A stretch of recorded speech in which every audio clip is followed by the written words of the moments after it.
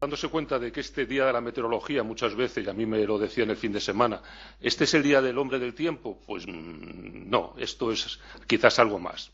Entonces, la Organización Meteorológica Mundial, que es la que, digamos, está detrás de estos días y estas conmemoraciones, hace tiempo que se dio cuenta que había que colocar un subtítulo, había que poner día meteorológico y poner un título que, digamos, llevase a la gente a intentar focalizar por qué y qué celebramos hoy o qué es lo que tenemos que pensar. El año pasado el subtítulo era la juventud y la meteorología. Este año es un poco más complicado. Yo no voy a darlo textualmente porque siempre me pierdo, pero la idea yo creo que es muy sencilla.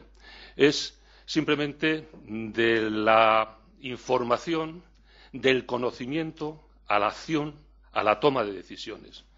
¿Qué es lo que, curiosamente, instituciones como esta, Agencia Estatal de Meteorología, Servicio Meteorológico Nacional, que es como, digamos, se llaman a nivel de la OMM, es lo que se hace? Es decir, aquí se obtiene una información que permite, a partir de esa información extensísima, amplísima, muy compleja, poder tomar decisiones que en este momento tienen que ser decisiones muy oportunas. Y quizás es, digamos, lo más bonito de este título, el que consideremos la situación tan complicada que hay a nivel de posibles modificaciones promovidas por el hombre a nivel de climatología, a nivel de los recursos naturales, a nivel del tema medioambiental.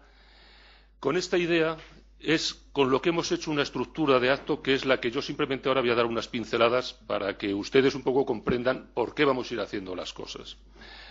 En primer lugar, hemos querido que se viera que esa meteorología, esa climatología, no es una cosa, digamos, tan sencilla de entender. No es una cosa tan fácil que quede simplemente delimitada en el concepto del hombre del tiempo. Los expertos, que aquí los hay, muchos conocen y saben y sufren que este sistema de la atmósfera es un sistema complejo, caótico, algunas veces impredecible, que ellos llevan años, siglos quizás, luchando para hacerlo cada vez más entendible y, por lo tanto, más previsible, y que eso tiene que también llevarse a cabo a que la sociedad empiece a comprender que la meteorología y la climatología es una especie, digamos, de ciencia multidisciplinar que engloba muchos conocimientos, muchas facetas y muchas formas de ver el problema. Hemos querido en este acto hacer una especie de resumen de esa acción, de esa toma de decisiones racional a partir de la información que le da el experto meteorólogo con todo el aparataje y todo el sistema de información y de software que lleva detrás. Y por eso hemos hecho una mesa que yo, en primer lugar, quiero agradecerles a dos amigos a los cuales, además de admirar como personas, admiro como profesionales, que les van a dar dos visiones muy contradictorias. A mi mano izquierda está el doctor Chacón, que les va a dar esa visión quizá más micro, más sectorial, más especializada, de algo que a lo mejor en muchos casos pues la gente no ha caído, pero la verdad es que el sistema judicial sí, que es la meteorología, la conducta, el comportamiento humano. Él es una persona que yo creo que se escapó del Renacimiento y que ahora está viviendo en el siglo XXI, porque es una persona que lo lee todo, se interesa por todo, y luego lo bonito de eso es que luego todo lo integra y luego te lo hace todo en una conversación amena y agradable. Entonces, yo creo que va a ser un verdadero placer escucharles. A la mano derecha hay una persona muy especial, una persona que podríamos denominar innovadora por naturaleza, rompedora, y que además incluso ha dado un talante totalmente nuevo a una institución muy singular, que es la Fundación Biodiversidad. Está conmigo Sonia Castañeda, a la cual le agradezco, no sabe cómo, que le ha hecho este atraco, porque hace yo creo que 15 minutos no sabía que la íbamos a sentar aquí y tendría que intervenir, pero como ella improvisa muy bien y además es experta en nuevas tecnologías de comunicación, pues yo creo que lo va a hacer muy bien y nos va a dar esa otra visión de la visión macro. Es decir, si lo uno era lo muy específico, lo muy sectorial, lo otro es lo muy general, es la diversidad, es el ecologismo, son los recursos naturales, con lo cual tenemos estas dos primeras facetas. Pero el acto se va a completar con otros dos elementos que son muy singulares. Posteriormente vamos a tener la participación de unas personas que yo se lo decía hace poco y que yo creo que a nivel histórico, y como hace esta casa las cosas, lo ha hecho durante años y años y años de forma callada, sin decírselo a nadie, y que curiosamente ahora se está recuperando y que está convirtiéndose en un movimiento social. Yo me refiero a los colaboradores. Me refiero a esas personas calladas, esas personas que durante generaciones, día a día, con sus problemas familiares, personales, físicos, con sus dolencias, con sus situaciones, con su penosidad en muchos casos, me contaban, para subir a ciertos sitios, para hacer la medición, han permitido tener eso que es el tesoro de esta casa en climatología, que serían las series históricas. Hoy vivimos a una especie de esplendor donde los ciudadanos normales, en sus bicicletas o en sus movimientos, pues aportan información y parece que se ha descubierto hoy. Esto ya lo había descubierto, pues llámese la Dirección General, el Instituto o la agencia, porque esta gente lleva mucho tiempo trabajando de forma callada y desinteresadamente para que la información meteorológica y climatológica esté totalmente diversificada por toda la península ibérica. Y por último, pues no puedo darle más veces las gracias porque ya se lo he dicho varias veces. Mónica López nos va a hacer una participación muy importante, porque además de participar lo va a sufrir, que es, nos hemos embarcado en una cosa que va otra vez con este planteamiento que comentaba al principio, que es información para decidir, información para concienciar. Vamos a hacer, esta vez no va a ser un concurso de pintura o de dibujo, va a ser un poco más complicado, que es un concurso de fotografía o de imagen digital, porque se puede hacer manipulaciones, donde simplemente queremos que los ciudadanos expongan pues esas pequeñas obras, esa pequeña instantánea que coja con su cámara, pero además lo queremos hacer de una forma participativa. Es decir, queremos que en un momento determinado pues haga una primera preselección, pero luego sean los propios ciudadanos en nuestra página web los que vayan votando y seleccionando esa imagen que mejor reconozca, recoja, pues esa cultura de conservar el medio ambiente, de conductas positivas no queremos la parte más negativa, sino queremos un poco ese mensaje positivo de lo que muchas veces se ha hecho. Pues a lo mejor esa persona mayor que, moviéndose mal, va y tira un envase para reciclar, o esa conducta de que a lo mejor alguien se preocupa de ver si su río está en buenas condiciones. Eso es lo que un poco quiere transmitir el concurso. Yo no ya quito más tiempo, creo que mi participación era simplemente canalizar y dar una explicación de por qué este acto. Vuelvo a daros a todos las gracias. Para nosotros hoy es un día especial, es un día de estar entre seres queridos, entre amigos, entre personas que compartimos un mismo objetivo, y a partir de este momento pues voy a dejar ya la palabra a nuestra directora de acto, que está Ana, se me había perdido, que es la que ya va a explicar detenidamente a cada una de las personas que van a intervenir y el desarrollo.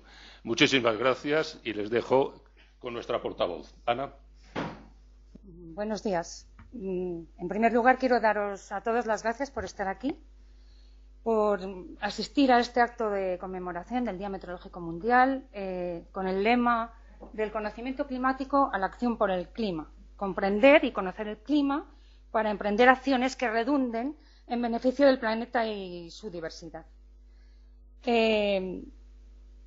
Bueno, no sé si explicar un poco qué es la Organización Meteorológica Mundial, que son 185 países.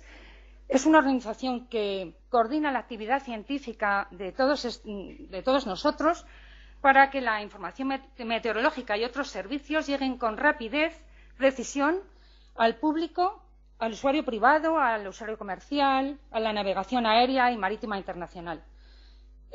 Con ello quiere contribuir a la salvación, a la seguridad de vidas y bienes y al desarrollo socioeconómico. Por ejemplo, el objetivo fundamental hoy en día de la Organización Meteorológica Mundial es reducir a la mitad de aquí a 2019 el número de víctimas mortales causadas por los desastres de origen meteorológico. Que hay cambio climático es indudable, es una amenaza para nuestra salud y altera nuestro comportamiento. La calidad del aire, los desastres naturales pueden desencadenar aumento de malnutrición. Los riesgos en la salud relacionados con el clima tienen mayor impacto en los países en desarrollo. También hay enfermedades transmitidas por el agua.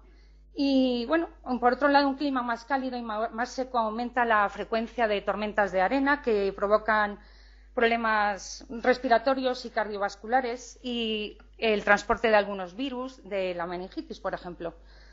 Bueno, pero el clima no solo influye en nuestra salud física, también influye en nuestro comportamiento. Por eso hemos invitado al doctor don Fernando Chacón Fuertes, que nos va a hablar de psicología y meteorología y la influencia de los factores meteorológicos en el comportamiento humano. El doctor Chacón Fuertes, para aquellos que no lo conozcan, es el decano del Colegio Oficial de Psicólogos de Madrid y vicepresidente primero del Consejo General de la Psicología. Asimismo, ha sido secretario general de la Unión Interprofesional de la Comunidad de Madrid hasta diciembre de 2013. Es doctor con premio extraordinario en Psicología por la Universidad Complutense de Madrid. Y la tesis versó sobre altruismo y conducta de ayuda. Entonces, no es de extrañar que en 2004 fuera él, precisamente, Fernando Chacón, el coordinador del dispositivo creado por el Colegio de Psicólogos de Madrid para prestar apoyo psicológico a los familiares de las víctimas tras los atentados del 11M. Repitió esta coordinación en el 2008 tras el accidente aéreo de Madrid-Barajas. Por esas intervenciones, numerosas instituciones y entidades concedieron condecoraciones y distinciones, y entre otras destaca la Medalla de Oro de la Cruz Roja Española. Bueno, es profesor titular de la Universidad Complutense de Madrid, pero está habilitado para catedrático. Algún día llegará a la plaza. Y tiene más de 15 años de experiencia en cargos relacionados con la investigación y la docencia. Ha participado en numerosos proyectos de investigación de carácter nacional e internacional y ha publicado más de 90 artículos y libros, mayoritariamente como primer autor. Y tiene la palabra el doctor Fernando Chacón.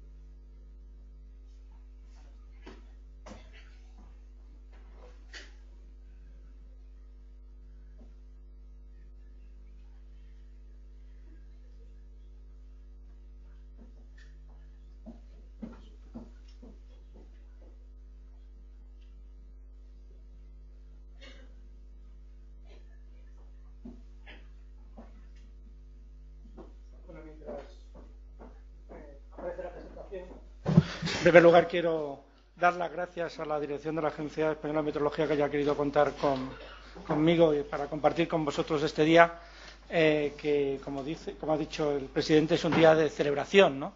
Por eso también me he permitido algunos toques de humor en la presentación que espero que no molesten a nadie, sino que está precisamente dentro de este entorno festivo. Luego, por otra parte, evidentemente, Miguel Ángel, aparte de ser un excelente profesional, como ven, es un gran amigo en el cual no le importa en exagerar muchísimo lo que ha dicho sobre mí, que es evidentemente totalmente inmerecido. Yo voy a intentar ceñirme a los 20 minutos, creo. Voy a ponerme el cronómetro para no retrasar el resto de la intervención. Bueno, como digo, tenía que hablar sobre la influencia de los factores meteorológicos en el comportamiento. Probablemente muchas de las cosas que diga algunos de ustedes ya lo saben o conocen. Bueno, mezclo el tuyo y el usted porque soy andaluz, entonces me sale de vez en cuando. ¿Cuáles son los factores meteorológicos más estudiados sobre su influencia en el comportamiento? Fundamentalmente tres: la temperatura ambiente, el calor, básicamente, el viento. Y yo he incluido la luz, que no es un factor meteorológico directamente, pero está directamente influenciado por él, ¿no? La influencia de los factores meteorológicos en el comportamiento ya la ponían de manifiesto los clásicos, tanto los egipcios como los griegos, los romanos y la cultura árabe, ¿no? Ya estas culturas, como digo, ponían de manifiesto la influencia en el comportamiento de los factores meteorológicos. De hecho, Hipócrates escribía sobre la íntima relación que existía entre estos dos factores y decía lo siguiente: el viento austro entorpece los oídos, oscurece la vista, carga la cabeza y deja el cuerpo lánguido y perezoso, mientras que el viento aquilón produce horripilaciones, dolores, etc. Y estamos hablando del siglo VI a.C. Pero también está en la cultura popular, ¿no? Yo recuerdo que mi suegra me decía: hoy está el día dormidero, ¿no? Por lo menos ella era de Burgos, O, bueno, ahora que estamos en primavera, pues está clarísimo que todo el mundo dice la primavera la sangre altera, que no sé si lo queremos o no, pero si ustedes ponen la radio, inmediatamente verán que han aumentado exponencialmente los anuncios de complejos vitamínicos y de... que por algo será que se venden más en esta temporada, ¿no? O esta frase que escuché de una persona de Castilla-La Mancha que decía, es el viento, dice, maldito viento solano que saca a la gente de quicio, ¿no? O este refrán de diciembre, ¿no? Días de diciembre, días de amargura, apenas amanece, ya es noche oscura. Pero es verdad que los factores meteorológicos nos afectan a todos, pero no a todos por igual. Como decía, creo que era Felipe González, todos somos iguales, pero algunos son más iguales que otros. Y no nos afectan lo mismo. Y hay personas que se le llaman meteorosensibles, se le llama así, o meteorolables, que son más vulnerables a los cambios bruscos de temperatura, de humedad o de presión atmosférica. Las variaciones del tiempo atmosférico provocan en estas personas especialmente cambios de comportamiento, incluso la aparición o el acentuamiento, por lo menos, de estados psicopatológicos, como vamos a ver más adelante, ¿no? Lógicamente, de todas maneras, y eso lo saben los meteorólogos casi mejor que yo, esta impresión no solo depende de factores objetivos, sino también depende de factores subjetivos, de cómo lo valore, lo aprecie y lo viva la persona. Vamos, por tanto, primero, he puesto la temperatura, pero no sé, el frío apenas se ha estudiado. Quizás porque los estudios somos del norte y lo que nos llama más la atención o lo que cambia, sobre todo si nos vamos a los suecos, los ingleses o los norteamericanos del norte, es el calor, ¿no? Es lo que a ellos le produce mayor cambio. Lo que se ha estudiado básicamente es el flujo del calor. Y efectivamente muchas personas indican que se sienten especialmente irritables y de mal humor durante los días cálidos y húmedos. Y es verdad que existe una relación entre la temperatura y la agresividad, la tasa de suicidio, los accidentes de tráfico y los delitos violentos, básicamente homicidios y robos con intimidación, básicamente. Vamos a ver algunos datos. Por ejemplo, la relación entre calor y agresión. Al principio se pensaba que la relación entre calor y agresión era una relación lineal. De hecho, hay un estudio de Anderson del año 97 en el que tomaron las temperaturas medias anuales de 50 ciudades de Estados Unidos durante 45 años, es una serie histórica bastante alta, y obtuvieron también los datos de los registros policiales en esos años. Y comprobaron que en los años más cálidos se dieron las tasas más altas de crímenes violentos. Sin embargo, no se dio incremento en crímenes contra la propiedad, simplemente los robos. O sea, solo eran robos con violencia, pero no los meros hurtos, por decirlo así, los meros robos en los que no había intimidación, ni en violación tampoco. Esto es porque la violación probablemente está activada por dos cosas, o bien porque una psicopatía de planificación, o bien es la propia activación sexual, que como veremos la relación entre calor y agresividad está mediada por la activación, como veremos más adelante. Por tanto, el calor sí influye en la agresión emocional, pero no en la agresión instrumental, por decirlo. Lo que se llama la agresión caliente, pero no la agresión fría. Por otra parte, esto era un estudio, como veis, basado prácticamente en registros, pero también hay estudios de laboratorio. Por ejemplo, Bell y Baron en el año 76 lo que hicieron casi era una tortura. O sea, era una ciudad muy cálida del sur de Estados Unidos y muy húmeda. Entonces, en un momento determinado a un grupo tenían el aire acondicionado puesto y a otros le abrieron la ventana directamente, con lo cual la temperatura subió enormemente. Pues efectivamente el grupo demostró que hasta los 30 grados la agresividad tendía a aumentar, pero a temperaturas superiores disminuye. Es decir, la relación entre temperatura, calor y agresividad no es lineal, sino es curvilínea. Y parece ser que el punto de inflexión está, supongo que también dependerá de otros factores, como el grado de humedad, pero va fundamentalmente alrededor de los 30 grados. El calor, como digo, incrementa la tendencia a agresión, pero solo hasta cierto punto. Más allá de cierto nivel, pues las personas se sienten tan incómodas y fatigadas que disminuyen cualquier tipo de actividad vigorosa, incluyendo la agresión. Para probar esto, Roton y Kohn en el año 2000 se plantearon lo siguiente: si el modelo de evitación de afecto negativo, que es el que explica esta relación curvilínea, era correcto, la relación entre calor y agresión debía ser más fuerte a la hora de la tarde que cuando las temperaturas están por debajo de su punto más alto. Es decir, por la noche debía ser más lineal y tener un punto justo en las horas centrales del día. Y esto es efectivamente lo que pasó. recogieron datos de 2 ciudades de Estados Unidos, de Dallas y Minneapolis, o sea, 2 extremos, evidentemente, de temperatura, y los resultados, como digo, en ambas ciudades fueron similares. La relación entre el calor y la agresión fue lineal durante la noche y curvilínea durante el día. De hecho, este es el gráfico. Aquí lo agrupaban por cada 4 horas la temperatura media, y como vemos cómo va aumentando hasta los 30 grados y después desciende. Este es pero no solo afecta el calor a la agresión hacia los otros, que también afecta un poco hacia la agresión, bastante hacia la agresión hacia nosotros mismos. Yo he cogido como datos los datos del INE de 2009. Como vemos, la tasa de suicidios va aumenta y la mayor se produce en los meses de verano, y mientras que en los meses de fríos de enero y noviembre y diciembre son más bajas. Pero esto es un año, da igual, pero es que se repite todos los años, básicamente la misma relación.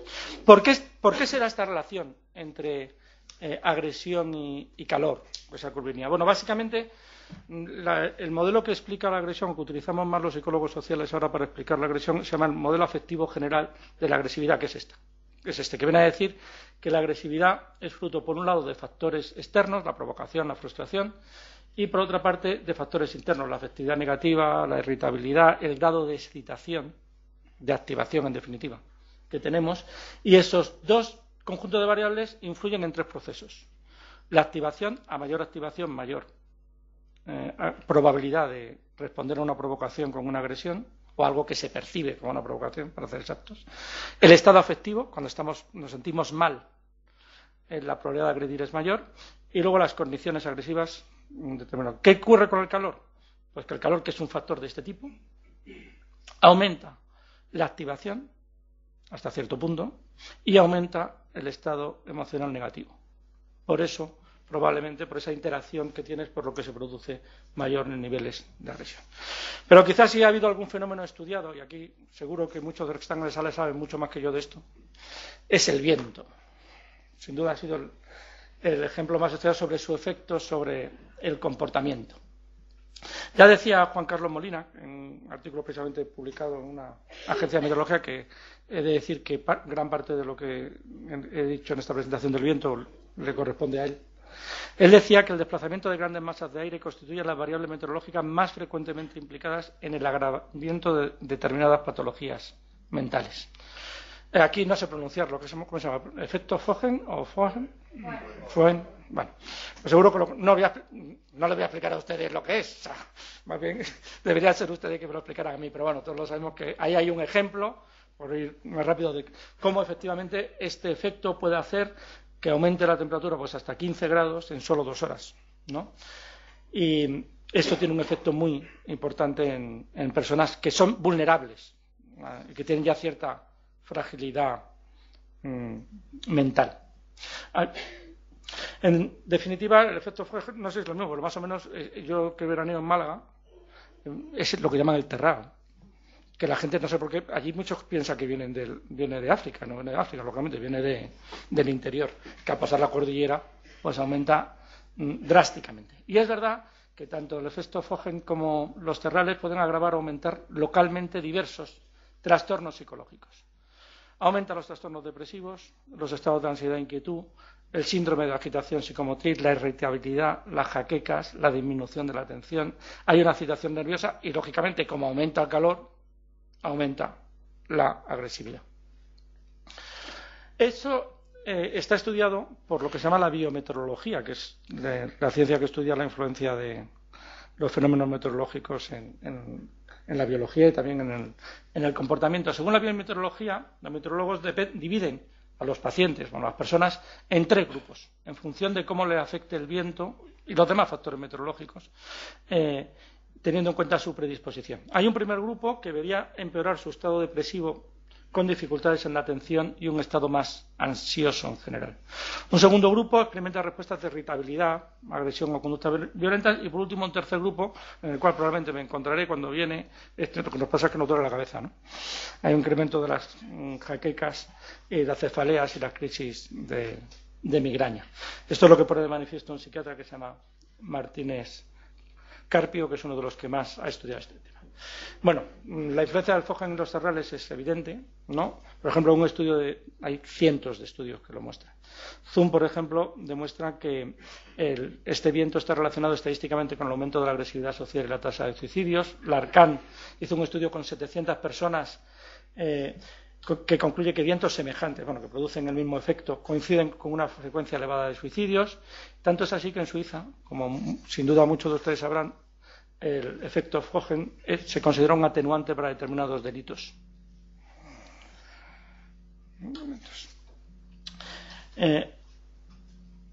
Pero no son los únicos. No lo voy a decir, hay otros vientos cálidos y secos que provocan lo mismo y que voy a obviar porque seguro. Ahora, ¿a qué se debe? ¿A qué se debe esto? Bueno, no, antes de eso. El estudio quizás más sistemático sobre el efecto del viento sobre el comportamiento lo hizo un autor israelí, Schulman, que lo que hizo fue estudiar las patologías que creaban los vientos secos y cálidos del desierto. Y entonces lo que hizo fue someter a voluntarios, a participantes voluntarios, a episodios de viento desérticos, al Sharaf exactamente. Bueno, las personas meteorosensibles, no todo el grupo, solo los que eran meteorosensibles, presentaban hasta un 100% de incremento en la serotonina, incrementándose además la producción de histamina y adrenalina, con lo cual probablemente bajarían otros efectos hormonales. El viento desértico, según su conclusión, afecta a todas las personas, aunque solo el 25% es extraordinariamente sensible a su influencia, afectando sobre todo al sistema nervioso y al sistema endocrino y respiratorio, pero aquí probablemente por lo que habíamos dicho de la suspensión de partículas en el aire. Vale, ¿pero por qué? O sea, ¿por qué influye? Había una teoría muy popular que se refería a la carga iónica del aire, ¿no? Que decía que las variaciones en la polaridad e intensidad de la carga iónica en la atmósfera era lo que hacía que se produjeran estas alteraciones, ¿no? Porque los iones negativos tienen un efecto tónico y beneficioso, mientras que los positivos tienen un efecto de apatía y deprimidor del sistema nervioso. Esta era una hipótesis bastante extendida. Lo que pasa que recientemente una revisión, un metaanálisis realizado por Pérez y colaboradores, a pesar del nombre está hecho en Norteamérica, es un grupo de investigación norteamericano, revisó 33 trabajos que se habían realizado sobre el efecto del viento en el estado de ánimo y no encontró ninguna influencia consistente de la ionización positiva o negativa sobre el estado de ánimo. Cuidado, digo consistente, lo cual no quiere decir que al principio no se tuviera. Es decir, en el momento del cambio, sobre todo con la ionización negativa, si es muy extrema, en un primer momento sí, pero no se mantiene. Ese efecto no se mantiene. Es decir, parece que más bien es un problema de adaptación. Lo que cuesta básicamente es la adaptación al cambio. Y esto es algo bastante conocido por la psicología. Lo que nos cuesta es adaptarnos a los cambios de cualquier tipo. Una vez que nos hemos adaptado, la influencia es menor. Por eso, si el cambio es más rápido, el efecto es mayor. Pero una vez que nos hemos adaptado, el tema es. Pero también el efecto del viento se puede ver a otros factores. Muchos de los vientos que hemos citado elevan bruscamente la temperatura, con lo cual estamos hablando del efecto del calor, se está combinando con eso. La persistencia. Es que, claro, como un viento como la tramontana que dura días y días, ya no es el viento en sí, que tiene que estarse encerrado en casa, el ruido, el sonido persistente y continuo, y esto también son factores que están influyendo, además de la supuesta carga iónica. Por último, había dejado la luz. La luz influye fundamentalmente en el estado de ánimo. Hay muchísimos estudios que demuestran que la falta de luz induce depresión. Sin duda ustedes sabrán que en países como Finlandia o Noruega se les expone a una terapia de luz a las personas depresivas, sobre todo de luz azul, para compensar la falta de luz solar, porque la incidencia de los índices de depresión en estos países nórdicos, en el hemisferio norte, es muy alta. Por otra parte, se produce lo que se llama el trastorno afectivo estacional, que afecta, a lo mejor le podemos llamar astenia primaveral o astenia otoñal, más o menos. Es eso que nos sentimos con peor estado de ánimo en esas épocas del año, cuando hay variaciones de luz, pero sobre todo en el otoño, porque coincide con una disminución típica de la luz en en invierno, ¿no? Esto está relacionado con el nivel de actividad. Claro, somos animales y a veces que los animales están totalmente determinados por la luz, y la luz determina nuestros niveles hormonales, ¿no? Por tanto, el nivel de actividad está determinado por el nivel de luz que tengamos. Ayer mismo estuve viendo un documental en la 2 que hablaba de esto, de los trastornos de sueño que provocaba las pantallas de los ordenadores, porque estaban induciendo luz azul y eso alteraba los ritmos de sueño, porque hacía creer al cerebro que estábamos de día cuando en realidad era de noche. Por tanto, la luz afecta. Y luego una cosa muy curiosa que se llama el reflejo fotogonadal, o sea, aquello que decía... Ay, ahora se me ha olvidado la cantante esta. Italiana, la de que para hacer bien el amor hay que ir al sur. Pues, algo parecido. No tanto, pero efectivamente existe lo que se llama el reflejo fotogonadal. A mayor cantidad de luz durante la infancia se madura sexualmente antes. La madurez normalmente en África suele estar alrededor de los 10 años, mientras que los esquimales es a los 19. Y esto está debido a que efectivamente cuando hay luz se activa la glándula pineal, que activa más rápido por lo tanto, lo mismo si interviene en eso, interviene también en otras cosas, o sea que lo mismo hasta tenía razón. Bueno, el trastorno afectivo estacional fue muy estudiado por Rosenthal de la Universidad de Georgetown y del Instituto Nacional de Salud Mental de Estados Unidos. Los pacientes con este trastorno solo experimentan los síntomas depresivos durante los meses de otoño e invierno, los días que hay menos luz solar. No hay estudios epidemiológicos muy serios, pero él supone que afecta al 20% de la población. A ver, no quiere decir que el 20% sean depresivos, no. Estamos hablando que le baja el estado de ánimo. Es un episodio que se llama subclínico, porque no es tan grave como para llamarle depresión, pero sí hay una bajada significativa y que las personas detectan en su nivel de actividad y en su estado de ánimo. Él calcula que en el 6% es un grado muy alto y es altamente invalidante, y en el 14% restante es más leve, ¿no? Incluso dice que dentro de un mismo país las diferencias son importantes, ¿no? Compara Florida con las regiones del norte y ve que existe una diferencia muy alta, 1,5 en los estados del sur frente a casi un 9 en los estados del norte. Pero además, la falta de luz lo que hace es que a las personas que ya son vulnerables les activa. Es decir, a las personas que tienden a la depresión, pues evidentemente la falta de luz hace que las crisis depresivas aumenten. Y en el trastorno bipolar es muy curioso. El trastorno bipolar, lo que llaman los maníacos depresivos, como sabéis, pasan de un estado de manía, de alegría y de omnipotencia a estados depresivos en pocos periodos de tiempo, ¿no? Pues el doctor López Ibor dice que el patrón estacional más frecuente es el que comporta una fase depresiva en primavera y una fase maníaca o hipomaníaca en verano y una nueva depresión en otoño. Esto se puede distinguir claramente en los maníacos depresivos, hasta tal punto que algunos de estos enfermos, cuando van al trópico, una crisis depresiva pues los desaparece. Bueno, ¿a qué se debe esto? Bueno, pues son trastornos en la segregación de melatonina y de serotonina. La serotonina aumenta y la melatonina baja, que es lo que está produciendo todo eso. Y el 90% de las personas dicen que sufren modificaciones conductuales, ya digo, subclínicas, no son, lógicamente, enfermedades, no son trastornos, propiamente dicho, en relación con la luz solar, ¿no? Y Rosenthal dice que este hecho se refleja claramente en la creación de los artistas, ¿no? Dice que Händel componía la mayor de sus obras en verano. A Bach no, 2 minutos y acabo. Y Van Gogh, por ejemplo, decía que quien no cree en el sol, pues no tiene fe. Ya estoy terminando, pero quería hacer una alusión al clima extremo, que eso sí tiene que ver con el cambio climático, ¿no? Hay un informe reciente, realizado en Australia, en el Instituto Climático Australiano, que advierte que la continuidad de eventos meteorológicos extremos crea una inseguridad y ansiedad en los menores, sobre todo en las personas menores de edad. 1 de cada 10 niños en edad escolar mostraron síntomas de estrés postraumático después de un ciclón en el año 2006 y una sequía larga afectó a las zonas rurales de Nueva Gales del Sur en 2005 y que se incrementó por 8 las tasas de suicidio.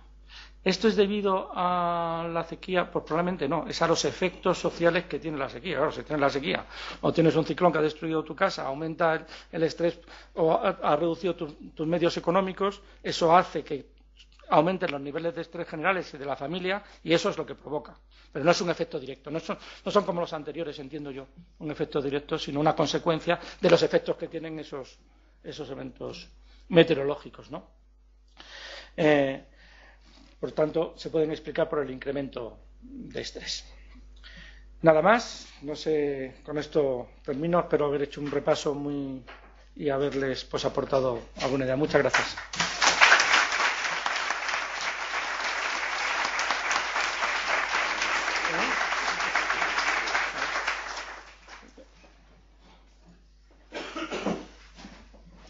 Bueno, a continuación, Sonia Castañeda nos va a hablar de la relación de la meteorología y de la biodiversidad. Sonia es directora de la Fundación Biodiversidad desde el 2012, pero se incorporó a esa organización en el 2004 como directora de Internacional. Ha sido responsable de la puesta en marcha del programa Emplea Verde y del proyecto de apoyo a los emprendedores Red Emprende Verde, la primera plataforma especializada en el negocio verde dirigida a emprendedores e inversores. Fue responsable de la gestión del Fondo Social Europeo y de proyectos LIFE cofinanciados por la Comisión Europea. Es licenciada en Derecho por la Universidad Autónoma de Madrid y máster en Organización Jurídica Económica y Social del Medio Ambiente de la Escuela de Organización Industrial. En 1997, desde entonces, está especializada en temas de medio ambiente y temas de biodiversidad.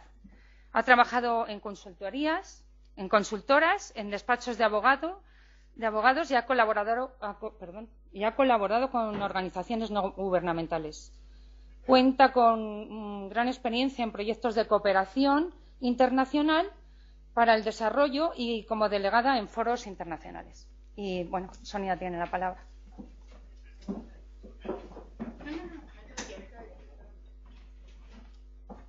Pues nada, en primer lugar, muchísimas gracias por invitarnos a participar en esta inauguración, un atraco a mano armada de estos maravillosos que te pasan un lunes por la mañana. Así que encantada de estar aquí celebrando el Día Mundial Meteorológico. Y estoy encantada particularmente por tres motivos. El primero de ellos es que yo soy montañera. Soy abogada, nadie es perfecta, pero soy montañera. Entonces, para mí, saber el tiempo que hace no es solo importante porque me permite disfrutar de una actividad que me hace muy feliz, sino que también me permite salir viva de esa actividad, porque de la meteorología y de tener una predicción ajustada de qué tiempo va a hacer más o menos en la ladera de la montaña que quiero subir, pues es fundamental para volver a casa y poder tomarme las lentejas que me haya preparado mi madre. En segundo lugar, porque represento una institución que se llama Fundación Biodiversidad y que tenemos mucho que ver, nuestro trabajo, con el trabajo de esta agencia, y porque la biodiversidad tiene mucho que ver con el clima y, como dice el título del día meteorológico de hoy, conocer el clima para actuar, a nosotros conocer la biodiversidad para actuar. Y la biodiversidad es fundamental por tres motivos. Por un lado, porque es necesaria la biodiversidad. Cuando hablo de biodiversidad y los ecosistemas. Contar con una biodiversidad y con unos ecosistemas que funcionan es fundamental para que haya vida en el planeta, para el bienestar social y para que haya economía. Y voy a empezar al revés, empezando por la economía. Hoy sabemos que el 40% de la economía mundial depende de que contemos con una biodiversidad y unos ecosistemas sanos. Eso significa que toda actividad económica está intrínsecamente ligada a que el planeta azul funcione. Actividades, bien sea porque dependen de la naturaleza y de que los recursos funcionen, lo vemos muy claramente en la agricultura, ganadería, el sector forestal, ahí hay una relación muy directa. Segundo, todos aquellos sectores que utilizan lo que nos da la biodiversidad en sus procesos, por ejemplo, el sector farmacéutico o la cosmética. Tercero, porque toda actividad más o menos tiene un impacto en la biodiversidad, y ahí me refiero, por ejemplo, al sector de la construcción, al energético, al minero. Y por último, que a mí estas me encantan, todas aquellas empresas, esa investigación que se inspira en la biodiversidad para diseñar productos, procesos o sistemas, la biomímesis, inspirarnos en la magia de la naturaleza, está todo ahí. Hablamos que la biodiversidad es la gran biblioteca, nos enseña absolutamente todo y simplemente tenemos que saber mirar, reproducir, y eso nos sirve desde inventar un velcro a diseñar unas placas solares, etcétera, etcétera, etcétera. Y cada vez que perdemos biodiversidad, perdemos un medicamento, perdemos una solución, perdemos un proceso innovador que puede ayudarnos como humanidad a seguir progresando. Segundo lugar, fundamental para el bienestar social. Bueno, por cerrar, sin ecología no hay economía. Eso que quede totalmente claro, y ahí que la importancia de la labor que hacemos nosotros para apoyar a actividades económicas y trabajar, por ejemplo, con Fondo Social Europeo. Fundamental para el bienestar social. La biodiversidad está en nuestra nevera, está en nuestro armario y está en nuestro botiquín. Por ejemplo, 10 de los 25 medicamentos más vendidos tienen origen natural. Es decir, sin biodiversidad y sin ecosistema no podemos vivir como sociedad y como animales que somos. Y en tercer lugar, que es el que tiene más vínculo con el clima, fundamental para que haya vida en el planeta. Gracias a la biodiversidad y a los ecosistemas funciona el ciclo del agua o el ciclo, por ejemplo, del clima. Está todo intrínsecamente ligado y por eso, de alguna manera, no estamos totalmente vinculados lo que es el clima, el cambio climático, la meteorología, con lo que es la conservación de la biodiversidad. Conocer para actuar. Sabemos que hay un cambio climático, sabemos que como especie somos responsables de 1% de ese cambio climático y sabemos que tenemos que hacer algo. Y tenemos que hacer algo, por un lado, para adaptarnos a ese cambio climático que ya existe y, por otro lado, para evitar que siga produciéndose ese cambio climático. Y seguro que los ejemplos que luego nos va a contar Mónica están muy vinculados a esto, ¿no? A la acción, a cómo frenar el cambio climático y cómo no seguir siendo responsables de provocarlo. Pero está la faceta de adaptación, que no nos queda más tutía, y ahí el hecho de conocer cuál es el clima, poder tener los escenarios, tener la información que recaba y que despeja la agencia estatal, pues es fundamental para todos los que ponen en marcha actividades y acciones vinculadas a esa adaptación al cambio climático.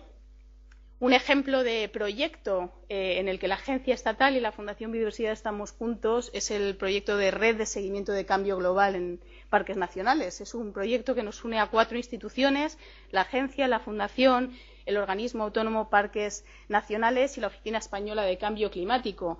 ¿Qué hacemos? Utilizamos esas joyas de la corona, esos maravillosos laboratorios naturales que son nuestros parques nacionales para medir cómo está siendo el cambio global que está sucediendo, ¿no? Y eso nos da información y nos da datos para poder extrapolar y entender cómo está afectando el cambio global en la biodiversidad de nuestro país, que para los que no sepáis, España es el país más biodiverso de toda Europa, somos ricos en biodiversidad, el país más rico de toda Europa, y esa biodiversidad tiene un gran valor para todos. Y yo, por mi parte, nada más. El tercer motivo por el que me ha hecho mucha ilusión que me invitara Miguel Ángel a participar hoy aquí es que he visto que iba a compartir la mesa con un psicólogo. Y entonces empezar la semana de lunes compartiendo mesa con un psicólogo, pues yo creo que a todos más o menos nos viene un poquito bien. Así que muchísimas gracias por invitarme y seguimos. Gracias.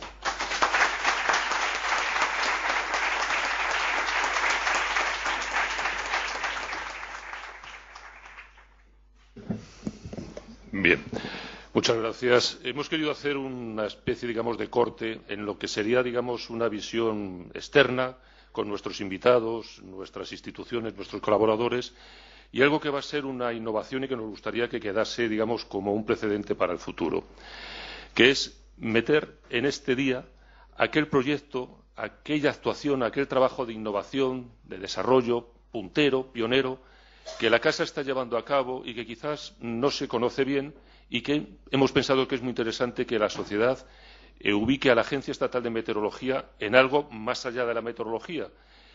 Y estaba el tema totalmente premeditado por las palabras que acaba de decir Sonia, la cuestión de la biodiversidad y la cuestión del clima. Es evidente que la cadena de valor la empezamos cada vez a trazar y tener más clara: economía, ecología, climatología, meteorología. Y hemos querido esta vez, para reconocer a toda la casa, porque prácticamente en climatología aquí de forma transversal trabaja casi todo el mundo, un trabajo que se ha hecho desde que se publicó el quinto informe, que se ha hecho calladamente, como siempre en esta institución, que se ha hecho contrarreloj, que se ha hecho con gran esfuerzo, que es esto que hemos querido empezar a cambiar el nombre y la forma de denominar las cosas para que se vean de una forma más amplia.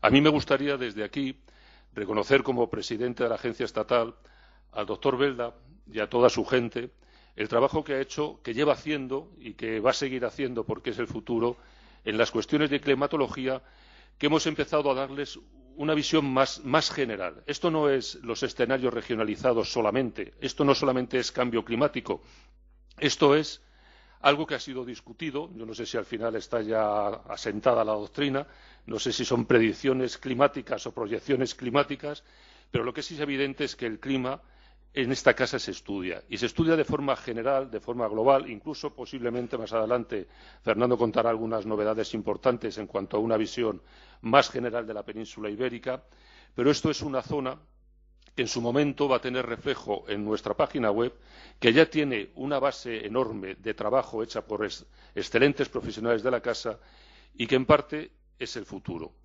Ahora viene una conferencia, quizá más técnica, pero yo creo que muy divulgativa y muy interesante, de esto que sería, que no es nada que haya sido exagerado en el título, es proyecciones climáticas para el siglo XXI.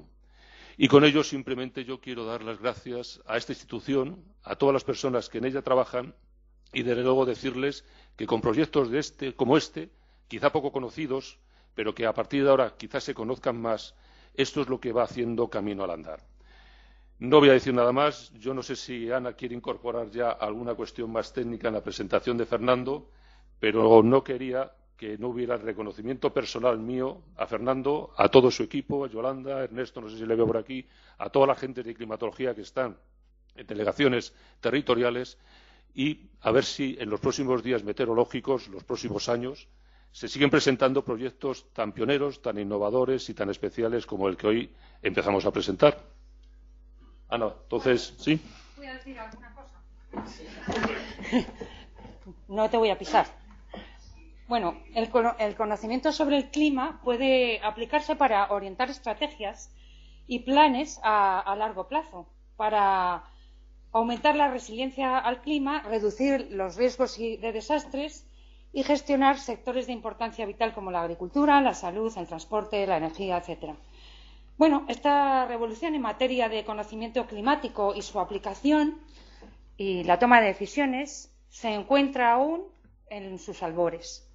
Pero seguramente en 5 o 10 años, pues las personas nos habremos familiarizado, como lo estamos ahora, con las predicciones climatológicas, pues nos habremos familiarizado con las predicciones climáticas, y esto es un arduo trabajo para los servicios meteorológicos, es un arduo trabajo para Fernando y todos los climatólogos aquí presentes, pero hoy poseemos más conocimientos meteorológicos y climáticos que en el pasado y no se puede ignorar. Entonces nuestra obligación es perseverar en nuestro trabajo para aumentar estos conocimientos y encontrar la vía para transmitirlos de manera que permitan adoptarse medidas que minimicen los riesgos climáticos y sus consecuencias. Así es que, para hablarnos de todo esto, va a subir Fernando Belda Esplugues, que es nuestro director de producción e infraestructuras. Muchas gracias.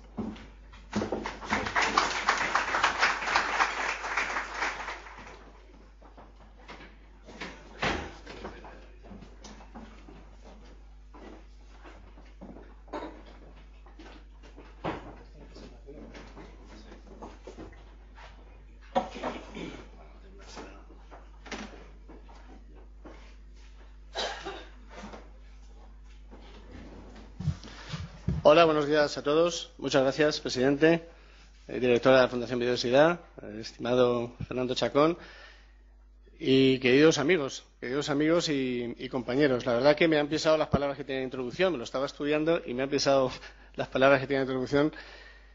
Más que nada de agradecimiento de los excelentes profesionales que tiene la casa, y la verdad que hacer estas presentaciones, y yo simplemente pongo ahora la cabecita, pues es muy fácil, porque te lo dejan todo tan bien hecho que la verdad que da gusto da gusto hacer este tipo de presentaciones.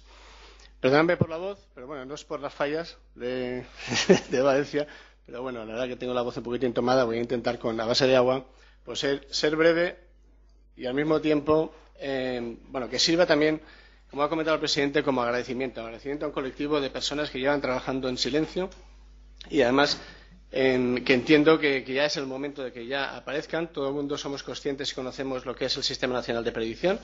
Creo que somos todos conscientes, lo hemos trabajado durante los últimos 20, 25 años, 30, no sé cuántos años ya. Pero los servicios climáticos, que también llevamos trabajando mucho tiempo, y lo que pasa es que en silencio, como se decía, y no sale mucho a la luz. Es verdad que ahora ya todo el mundo sabe lo que es Copernicus, lo que son proyectos de clima, lo que es servicios climáticos operacionales, pero creo que es justo hoy, ya que pasamos del conocimiento del clima al trabajo por el clima, el expresar y el exponer los trabajos que se han hecho, que se están haciendo y que seguirán trabajando. La idea de la presentación es establecer, si consigo, sí, lo que son los servicios climáticos, en concreto lo que es el Sistema Nacional de Vigilancia y Predicción del Clima. Esta es la estructura de la presentación, es una presentación muy sencillita, porque luego tendremos tiempo del personal más implicado técnicamente que pueda, pues bueno, seguro que responder a alguna de las inquietudes y preguntas que tengan. El objetivo, ¿qué es eso del Sistema Nacional de Vigilancia y Predicción del Clima? Que suena muy bien y que creo que es el portal nuevo de AEMET. Que duda cabe que algunos antecedentes, no podemos empezar a hablar del quinto informe si no tenemos por lo menos unas pinceladas de lo que ha ocurrido en los últimos 20 años. Que duda cabe la parte de regionalización, y aquí es donde está el trabajo fuerte de AEMET, tanto la misión, ¿qué significa eso de regionalización? También dos transparencias muy sencillitas, un equipo de trabajo excelente, que luego ya haré los comentarios, los resultados que ya se presentan, trabajo futuro y al final, si funciona la tecnología, que seguro que funciona, pues haremos una pequeña navegación para la página web, que los de la casa pues esto lo tienen más que trillado, pero no queda duda cabe que hacer una pequeña navegación pues es interesante. Bueno, tres son los pilares de lo que es un servicio climático. En primer lugar, lo que es guardar el clima. Guardar el clima, observaciones, archivo, gestión de datos, llamémosle Banco Nacional de Datos Climatológicos o como queramos llamarle, pero esto es fundamental. Este es el primer pilar que nosotros tenemos que desarrollar y que lo estamos haciendo. En algunas transparencias del pasado estaba repasando y ponía, somos los notarios del clima. Bueno, es verdad, ¿no? Es verdad, así es. Hay que guardar el clima, necesitamos desarrollar este tipo de pilar también, porque si no, de poco nos serviría hacer estudios de futuro. El segundo pilar sería vigilar el clima. Vigilar el clima, estamos hablando de lo que es observación, es el diagnóstico, es el análisis a corto plazo, estamos hablando de sequía, estamos hablando de sistemas de alerta temprana, estamos hablando de hidrología. Bien, es fundamental este diagnóstico de la situación actual, de lo que ha ocurrido y de lo que va a ocurrir en breve. Y al final, predecir el clima, predicción del clima, proyección del clima, no vamos a entrar en esa discusión, predecir el clima, y ahí podríamos hablar de predicción estacional y de lo que hoy se va a presentar, que es la parte esta y que ha salido hoy en la página web, que son las proyecciones climáticas para el siglo XXI. La breve historia son unas pequeñas pinceladas, no tienen más idea que focalizar la historia de los informes del IPCC. En 1990 se elabora el primer informe del IPCC, aparece la Convención Marco de Naciones Unidas sobre el Cambio Climático, en el 95 se elabora el segundo informe del IPCC, todos conocemos el Protocolo Kioto del año 97, en el 2001 se elabora el tercer informe del IPCC, empiezan a aparecer evidencias nuevas y más poderosas. En 2007 se elabora el cuarto informe del IPCC, se reduce el grado de incertidumbre en la estimación del clima futuro en función de los distintos escenarios y aparece ahora en el 2014 el quinto informe del IPCC. Los resultados están basados en este proyecto, un proyecto de intercomparación de diferentes modelos que implica más de 20 grupos de investigación mundiales. Proporciona un conjunto de simulaciones climáticas globales para estos tres objetivos: evaluar su capacidad de reproducir el clima pasado reciente, proporcionar proyecciones de clima futuro y comprender algunos de los factores responsables de las diferencias existentes entre los diferentes modelos. Hasta aquí una breve reseña histórica, pero ¿qué significa esto de la regionalización? Bueno, pasamos de modelos globales, no vamos a entrar en el detalle de las resoluciones en las que estamos trabajando, no, pero necesitamos hacer una focalización, necesitamos pasar a una escala más regional. Aquí se visualiza cada uno de estos pasos para llegar a establecer pues, bueno, una resolución que es realmente lo que nos demanda la sociedad, lo que nos demandan los usuarios y los demás organismos.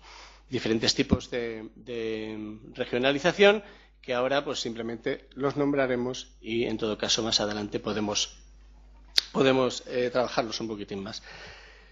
¿Esto qué significa? Ya sabemos cuál es el problema y vamos a ver qué es lo que tenemos que hacer a partir de modelos acoplados de circulación general, más escenarios de emisiones, generación de proyecciones climáticas globales, regionalización, estadística y dinámica. Solamente vamos a hablar aquí de estadística de momento, para al final obtener los escenarios regionalizados de cambio climático y tener una base de datos diaria para el uso de otros organismos y el uso de universidades y centros de investigación. Bueno, ya sabemos lo que tenemos que hacer, el esquema general, pues vamos a ir concretando. A partir de este proyecto, el que he nombrado antes, y sus proyecciones globales a gran escala, se obtienen las proyecciones de cambio climático regionalizadas. Se aplican técnicas de regionalización para obtener resultados de menor escala, ¿no? Teniendo en mente esa imagen, ¿no? Cómo se va reduciendo, se va ampliando la resolución. ¿Por qué? Porque necesitamos resultados útiles para los estudios de los posibles impactos del cambio climático. AEMET actualiza periódicamente los datos de escenarios regionalizados con cada nueva generación de modelos globales del IPCC. AEMET pone a disposición pública en un mismo formato y desde un único portal estas regionalizaciones. Bien, sabemos lo que tenemos que hacer, sabemos cómo tenemos que hacerlo, pero si no tenemos un equipo de trabajo, indudablemente es imposible de hacer. Voy a dejar esta transparencia pues, algún minutito para que vean los responsables que se han escondido ahí en la cuarta fila, pero están todos ahí. Estos son los responsables. Falta el jefe de área porque está en Málaga en una conferencia, pero estos son los responsables. Y quiero aprovechar ahora para felicitarles y reconocer ese trabajo que han hecho y no solamente como alguien me decía, es que han hecho lo que tenían que hacer. Es verdad, pero lo han hecho con una ilusión y con una determinación que quiero reconocerlo y reconocerlo públicamente. Había un compromiso de tenerlo a una fecha determinada y se han puesto a trabajar todos para tenerlo hecho. Y eso es importante. No el hecho que tenían que hacerlo, que eran conscientes que tenían que hacerlo, sino la determinación, la pasión y la ilusión con lo que han hecho. Y por eso dejo estos nombres para que nos vayan sonando todos, porque van a seguir trabajando en más cosas, ya me lo decían antes, y creo que hay que reconocerlo. Hay un nombre más genérico, es apoyo informático. La verdad que siempre es nuestro cuello de botella porque hacemos muchos desarrollos y hay que lanzarlos. Y buena explotación, que no solamente es su jefe de área, sino mucha más gente que está detrás trabajando para que estos productos salgan fuera, salgan a la página web y salga para que todo el mundo los vaya utilizando. Por lo tanto, un reconocimiento explícito al equipo de trabajo. ¿Qué es lo que han hecho?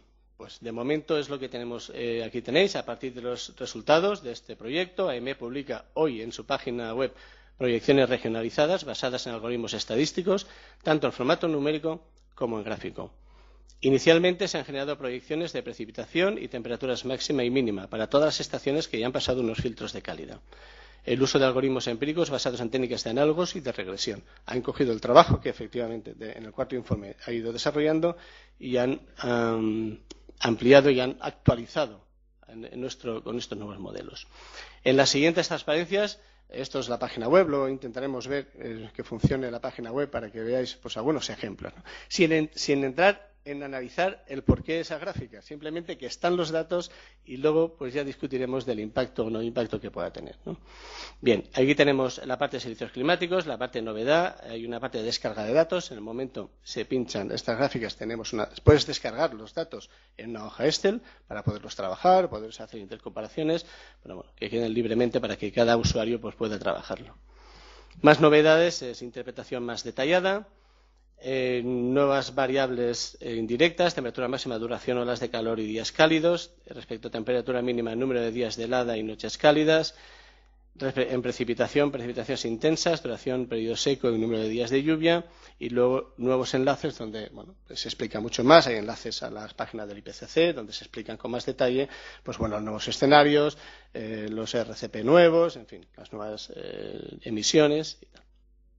La siguiente página es la parte donde puedas descargarte los datos. Hay un enlace. El servidor de AEMET proporciona proyecciones, datos observados en rejilla y series largas de referencia. Plan futuro, como tiene que haberlo. Aumento de la información disponible en la web, añadiendo proyecciones obtenidas por el uso de técnicas de regionalización basadas en otros métodos estadísticos, el uso de técnicas de regionalización dinámica basadas en resultados del proyecto Cordex, cálculo para otras variables climáticas, viento, nubosidad, escorrentía. En fin, iremos ampliando todo aquello que podamos o que pueda hacer el grupo. Y mejora del portal web con mayores funcionalidades.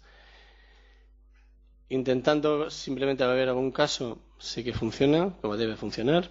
En servicios climáticos, proyecciones climáticas. Esto es el mismo esquema que teníamos para el cuarto informe.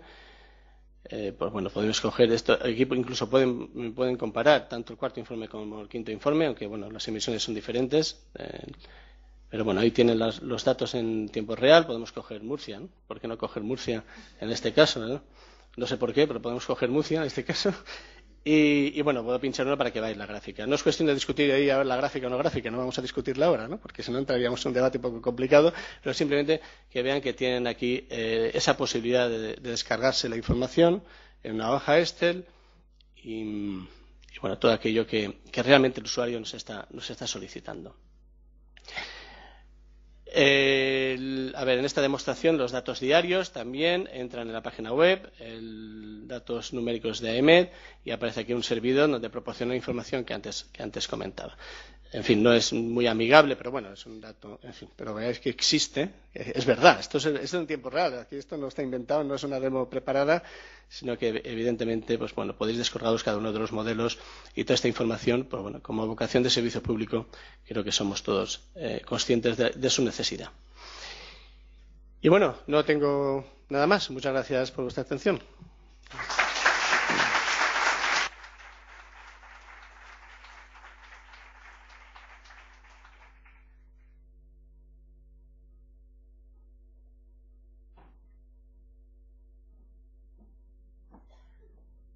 Con la celebración del Día Meteorológico Mundial, nosotros pretendemos siempre acercar a la agencia a los ciudadanos y que sepan de nuestras actividades, pero de AEMET ya se sabe algunas cosas.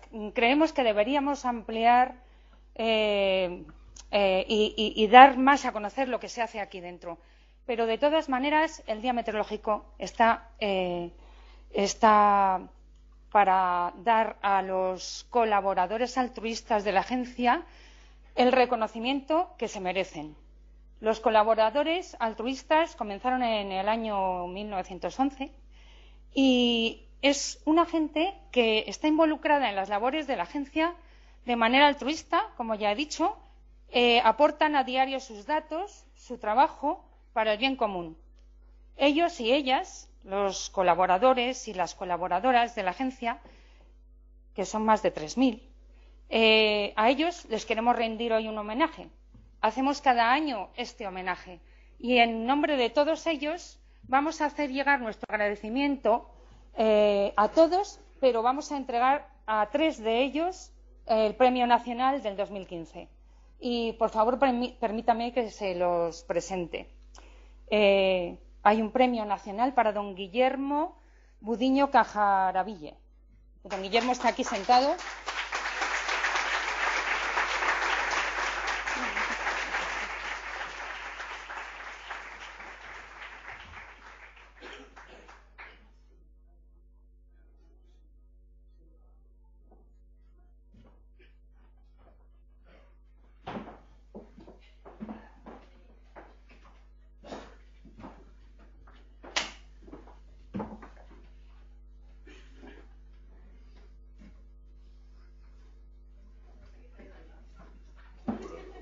Muy bien. Os podéis sentar porque al presentarlo voy a decir qué es lo que han hecho. Es que alguno ha estado trabajando más de 40 y tantos años altruistamente. Don Guillermo comenzó a recoger los datos termopluviométricos de la estación de Xinzo de Limia en el año 1972, o sea que ya lleva 43 años y los que sean, ¿no? Según ha dicho hace un rato. Ha continuado la tarea emprendida en 1947 en la estación instalada en la finca de Adevesa, que pertenece a la Consellería de Medio Rural de la Xunta de Galicia. El año pasado se jubiló como jefe de la Oficina Agraria Comarcal, porque es ingeniero agrónomo, y ha sido delegado de esta consellería en los consejos reguladores de denominaciones de origen. Don Guillermo Budiño, como ya he dicho, es ingeniero agrícola, y su amplia experiencia profesional y su trabajo atento y meticuloso han hecho posible que, además de tener esta serie termopluviométrica, él haya estado haciendo observaciones fenológicas de la estación de Xinzo, y es en estos momentos una de las 9 estaciones más importantes de España en cuanto a fenología, y es una referencia para la Agencia Estatal de Meteorología.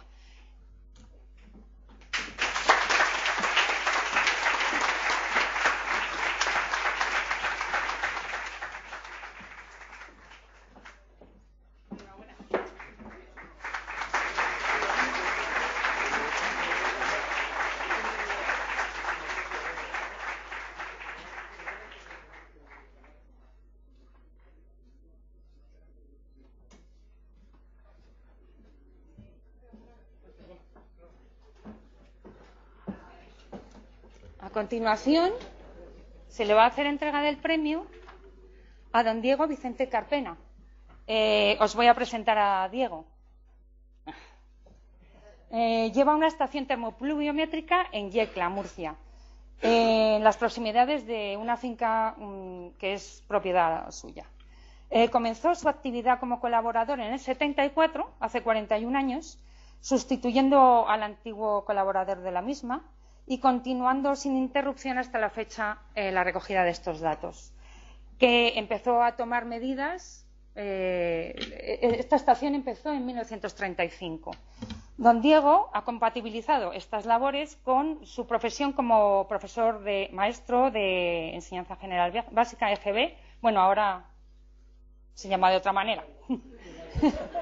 Es que yo no estoy muy puesta.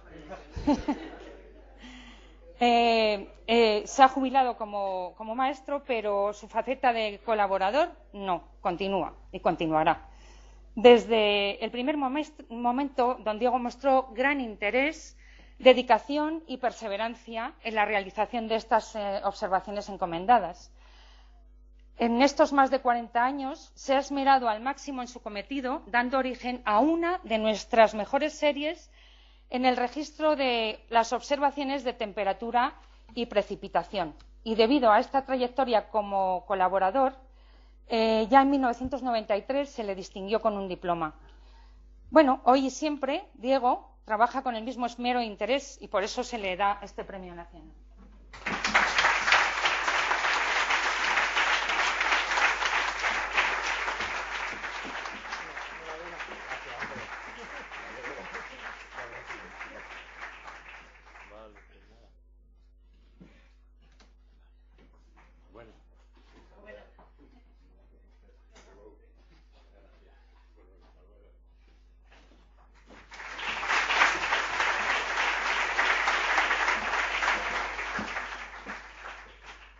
Y acabamos con Juan Amela, es de la estación de Morella, Castellón.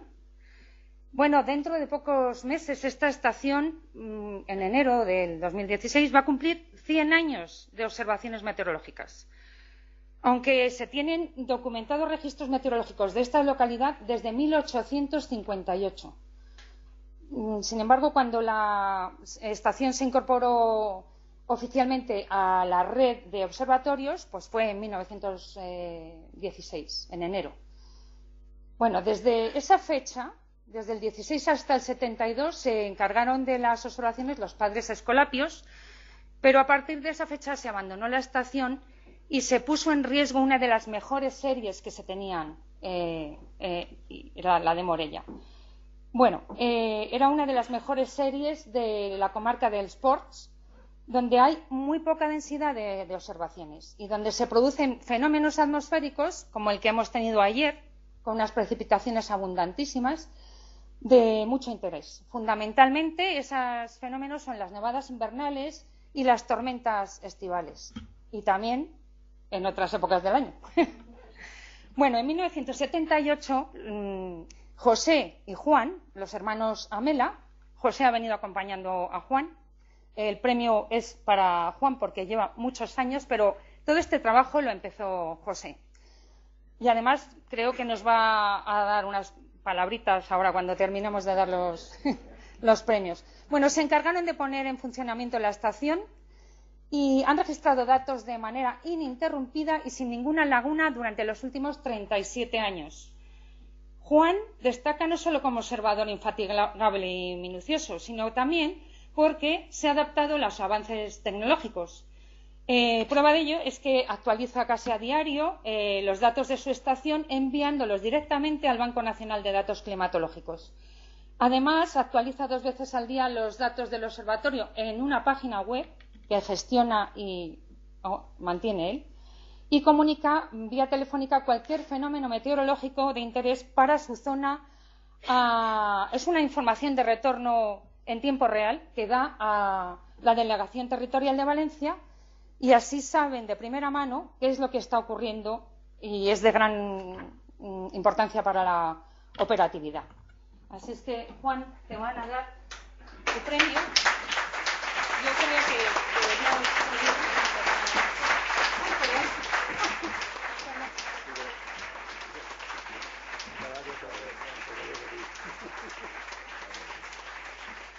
Muchísimas gracias. Y esto es poco para lo que queremos, ¿no? Muchas gracias. Muchas gracias.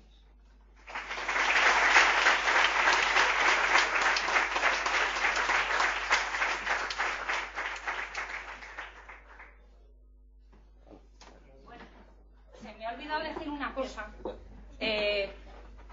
José es catedrático de geografía. Se jubiló el año pasado. Ya hace más años. Ya, bueno, pero antes de tiempo. Y Juan es policía. Sí, en activo. Pero estamos claro. Sí, claro, ya se nota. No, es que... sí.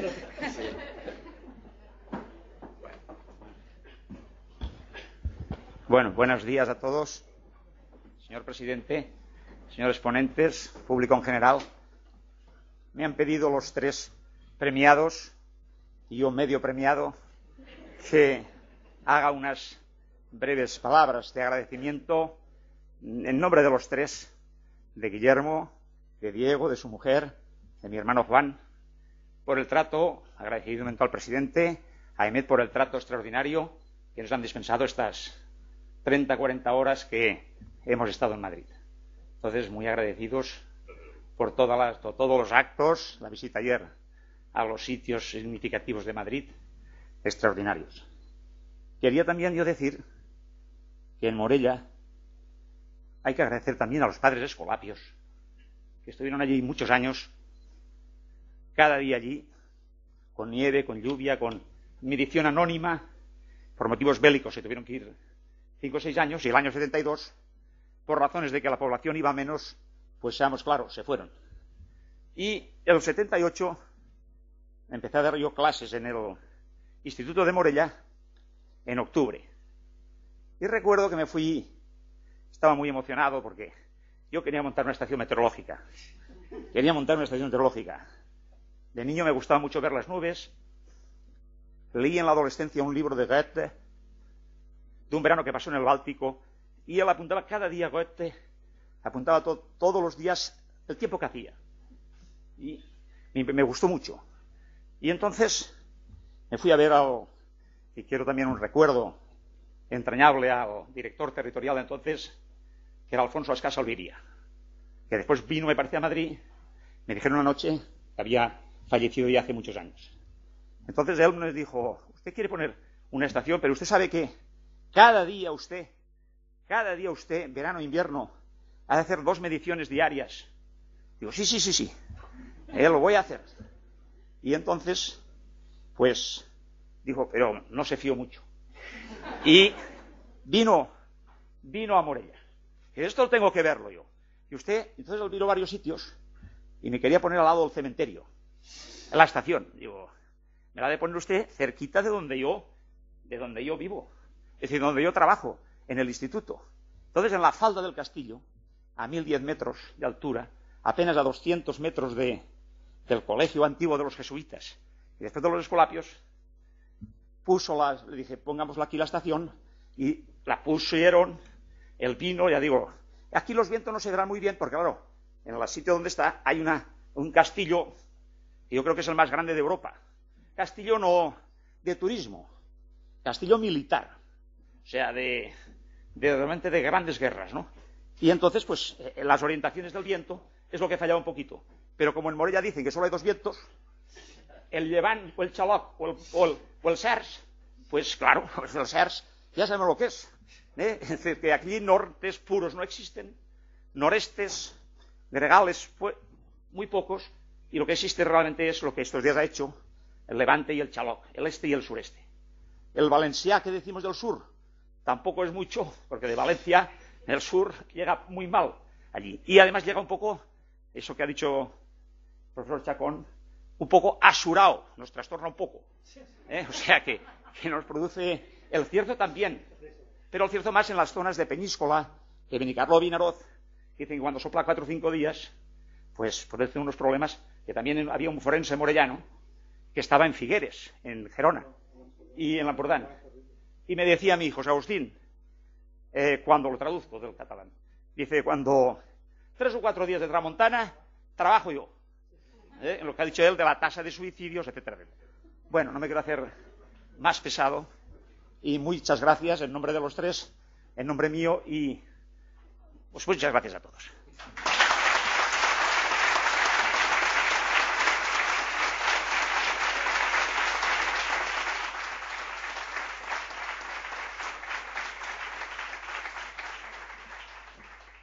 Bueno, vamos a terminar con Mónica, que nos va a presentar la convocatoria de un premio de fotografía cuyo título es Del conocimiento climático a la acción por el clima para las categorías senior y junior. Mónica López es la presidenta del jurado, va a ser la presidenta del jurado, y aunque no le hace falta mucha introducción, porque es sobradamente conocida, pues no quiero dejar de decir unas palabras sobre ella, ¿no? Se licenció en Física de la Tierra y del Cosmos en 1997 en Barcelona y actualmente es la jefa del tiempo de Televisión Española. Debutó en Vía Digital, después en Canal Meteo Digital y en 2004, entre 2004 y el 2008, pues fue la presentadora de TV3 del Espacio del Tiempo. Y en julio de 2008 pasó a ser la directora del Departamento de Meteorología, sustituyendo a José Antonio Maldonado, que se jubilaba. Bueno, colabora con una revista de divulgación que se llama NAT y ha publicado varios libros de divulgación meteorológica.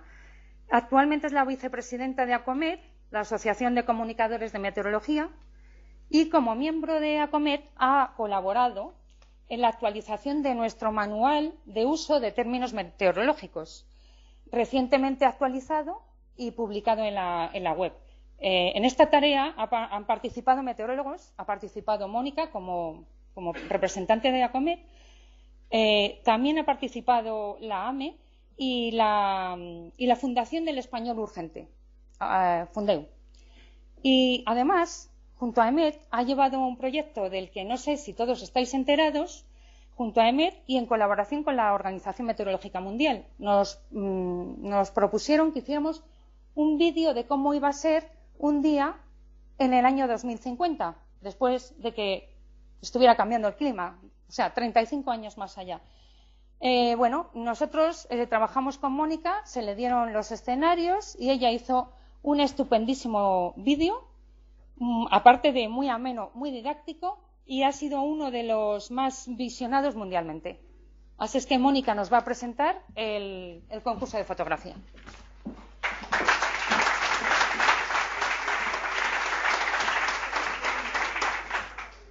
Bueno, yo primero muchas gracias por estar aquí, muchas gracias por ser la presidenta del jurado del concurso de fotos y no quería empezar con el tema del concurso sin darle las gracias a los colaboradores de AEMET, que son colaboradores nuestros. Juan, por ejemplo, de Morella nos envía fotos a través del Twitter. Son gente sin la que nuestro trabajo, la de la agencia, las de lo que nos dedicamos al tiempo, sería imposible hacerla, con lo cual muchísimas gracias. Yo quiero uno de esos, que es precioso, el trofeo que les habéis dado, bueno, el reconocimiento. Bueno, yo os vengo a presentar el concurso que hace la agencia. Sonia decía antes, Mónica nos va a dar algunos ejemplos. No lo tenía previsto, pero puedo dar algunas ideas. El lema o el motivo del concurso es del conocimiento climático a la acción por el clima. Cuando Ana me propuso participar en ser miembro de jurado del concurso, pensé que iba a ser un concurso de fotos de meteorología al uso.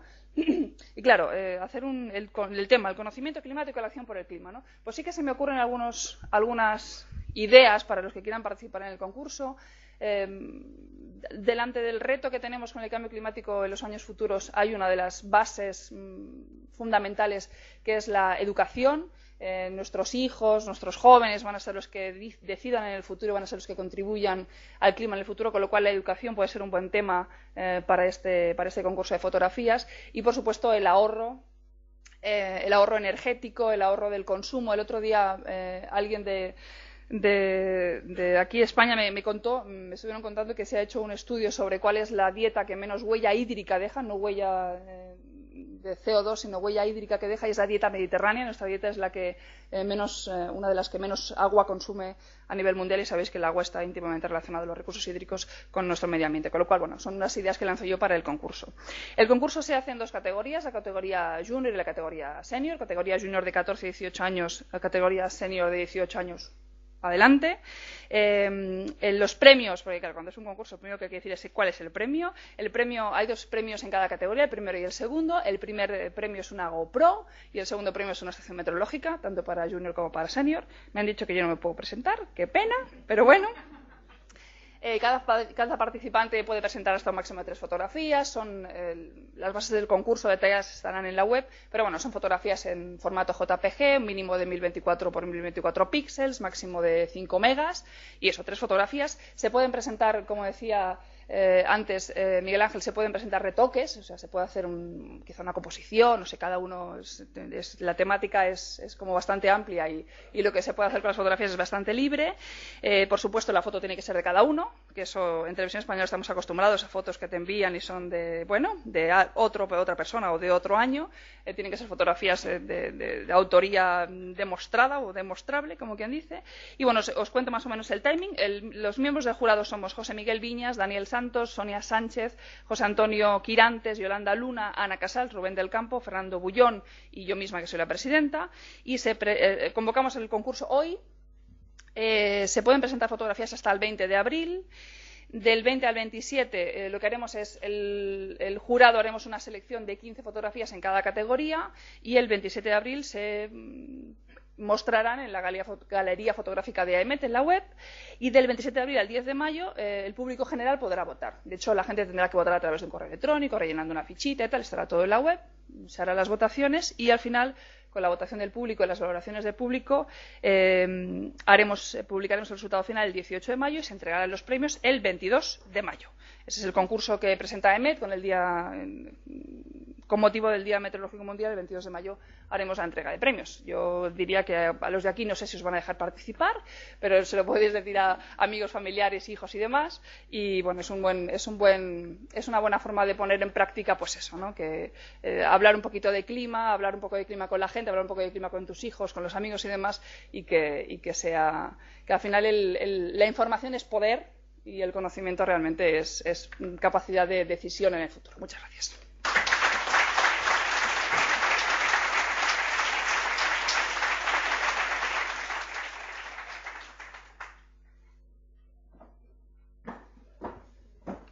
Bueno, vamos a cerrar este acto agradeciéndoos a todos vuestra presencia, a los conferenciantes todo lo que nos habéis contado, por supuesto a los colaboradores toda su vida dedicada a la meteorología y el haber aceptado venir aquí y acompañarnos. Y para nosotros es muy importante vuestra labor. Sois la red climatológica de la agencia. Y vamos a terminar este acto, pero no termina porque vamos a tomar un pisco labis, no sé cómo llamarlo, en la cafetería.